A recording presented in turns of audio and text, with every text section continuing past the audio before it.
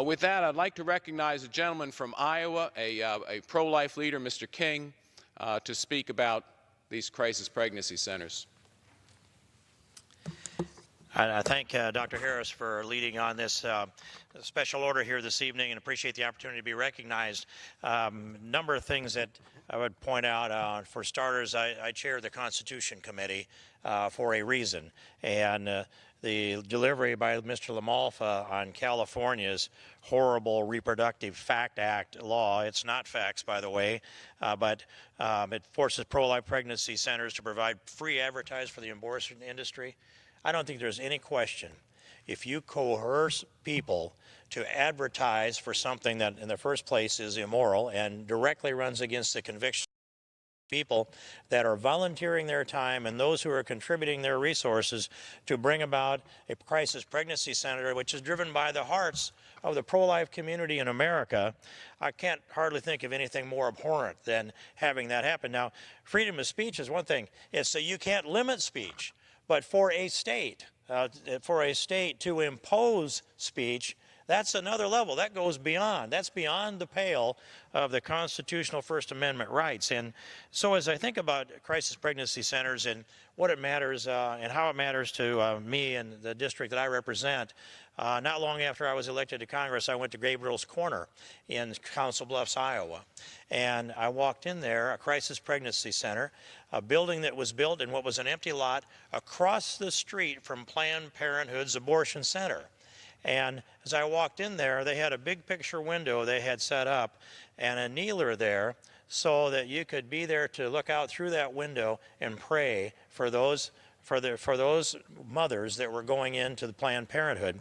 And they said to me in that briefing that if they had that a 4D ultrasound, if a mother was able to have a 4D ultrasound then, this would be about, say, 13, 14 years ago, that 70% of the mothers would decide, once they'd seen the ultrasound, to keep the baby. And as we walked through there, we finished the tour, and I said, "Where's your ultrasound?" And they said, "Well, we don't have one." And I said, "Why not?" "We can't afford it." And they told me the price on it then was $100,000 for a refurbished ultrasound. And I said, let's raise the money for the ultrasound so that you can save 70% of the lives of the babies who come in here because of their mother. And so we set about the fundraising effort. I hardly got started, and an anonymous benefactor showed up and said, "Why are you waiting? Why don't you have the ultrasound?"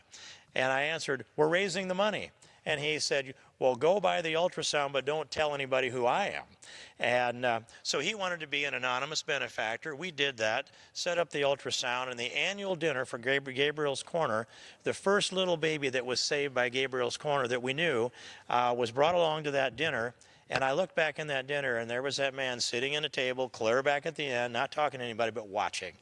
And wow, I have never forgotten what that meant. And on another occasion, an individual came to me and he said, "I'm in between careers, I need something to do."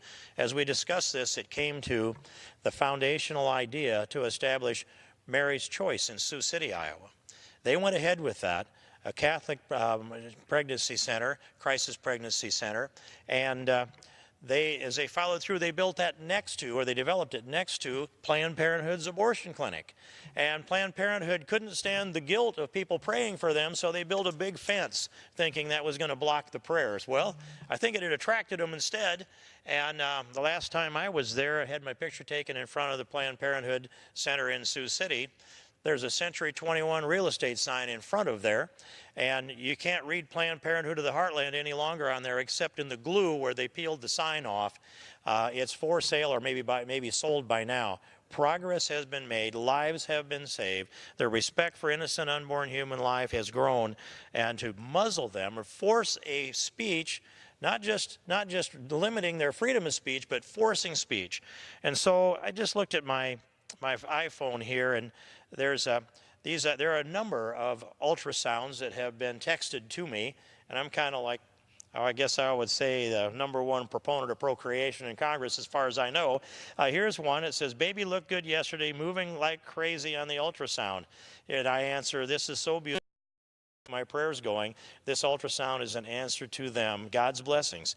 Next ultrasound comes along. This is dated just last Friday. It said, what is the heartbeat rate? I sent it back. What is the heartbeat rate for this perfect little miracle? She answers back, 161 beats per minute.